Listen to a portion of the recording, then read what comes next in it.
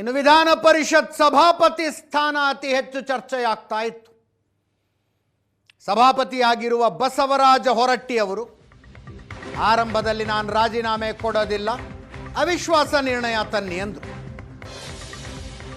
ಮುಖ್ಯಮಂತ್ರಿಗಳು ಅವರಿಗೆ ಫೋನ್ ಮೂಲಕ ರಾಜೀನಾಮೆ ಕೊಡಿ ಅಂತ ಮನವಿ ಮಾಡಿಕೊಂಡ. ಮೊನ್ನೆ ರಾತ್ರಿ ಅವರನ್ನು ಮನೆಗೆ ಕರೆಸಿಕೊಂಡು ಮಾತನಾಡಲಾಯಿತು.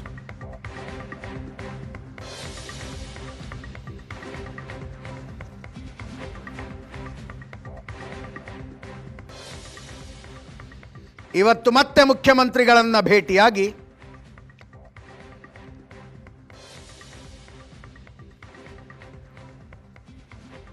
ರಾಜೀನಾಮೆ ಪತ್ರ ಬರೆದು ಕೊಟ್ಟಿದ್ದಾರೆ. ಮುಖ್ಯಮಂತ್ರಿಗಳಿಗಲ್ಲ,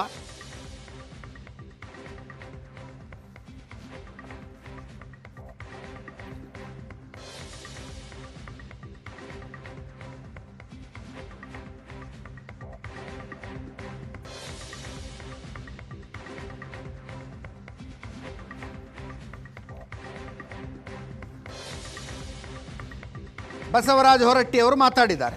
ಮುಖ್ಯಮಂತ್ರಿಗಳು ಪ್ರತಿಕ್ರಿಯೆ ಕೊಟ್ಟಿದ್ದಾರೆ.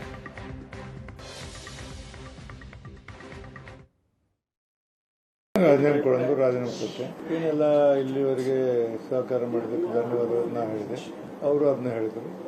ಒಬ್ರಿಗೊಬ್ಬರು ಇಲ್ಲಿವರೆಗೆ ಸದನದಲ್ಲಿ ನಡೆದಂಥದಕ್ಕೆಲ್ಲ ಸಹಕಾರ ಮಾಡಿದ್ದಕ್ಕೆ ಕೃತಜ್ಞತೆಯನ್ನು ಸಲ್ಲಿಸಿದೆ. ಬೇರೆ ಯಾವುದೇ ವಿಷಯ ಚರ್ಚೆ ಮಾಡಿದೆ. ಕೊಡ್ತಾನೆ ಇವತ್ತು ಕೊಡಂದ್ರೆ ಇವತ್ತು ಕೊಟ್ಟೆ. ನನಗೆ ಗೊತ್ತಿಲ್ಲ ರೀ, ಅವ್ರಿಗೆ ಗೊತ್ತು. ಒತ್ತಡ ಏನಲ್ಲ, ಕೊಡೋಣ ಚೀಫ್ ಮಿನಿಸ್ಟರ್ ಕೊಡೋಣ ಕೊಡ್ಬೇಕಾದ್ರೆ ಕೊಟ್ಟಿದ್ವಿ. ಎಲ್ಲ ರಾಜಕಾರಣದಾಗ ಹೆಚ್ಚು ಕಡೆ ಹಾಕಿರ್ತಾವೆ, ಅವನ್ನೆಲ್ಲ ನೋಡೋಕ್ಕಾಗೋದಿಲ್ಲ. ಅದರಿದ್ದಾಗ ಮತ್ತು ಅವ್ರು ಕೇಳಿದಾಗ ನಾವು ಕೊಡೋದು ನಮ್ಮ ಡ್ಯೂಟಿ ಕೊಟ್ಟಿದ್ವಿ ಇಷ್ಟ. ಸಭಾಪತಿ ಸಾಹೇಬರು ನಾವೆಲ್ಲ ಕೂತ್ಕೊಂಡು ಚರ್ಚೆ ಮಾಡಿದ್ರು. ಅವರಿಗೆ ರಾಜಕೀಯದ ವಾಸ್ತವಾಂಶ ಎಲ್ಲ ಕೂಡ ಅರಿವಿದೆ.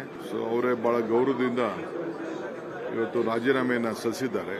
ಆ ರಾಜೀನಾಮೆ ಕೂಡ ಈಗಾಗಲೇ ಅವರು ಸಲ್ಲಿಸಿ ಅಕ್ಸೆಪ್ಟ್ ಆಗಿ ನಾನೇ ಅವ್ರಿಗೆ ರಿಕ್ವೆಸ್ಟ್ ಮಾಡ್ಕೊಂಡಿದ್ದೀನಿ, ಗವರ್ನರ್ಗೆ ಬರಿತಾ ಇದ್ದೀನಿ.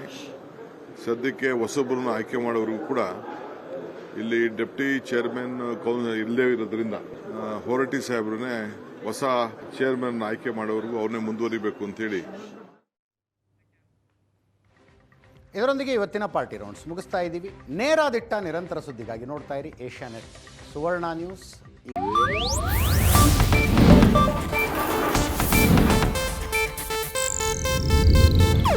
ಇದು ಏಷ್ಯಾನೆಟ್ ನ್ಯೂಸ್ ನೆಟ್ವರ್ಕ್ ಪ್ರಸ್ತುತಿ.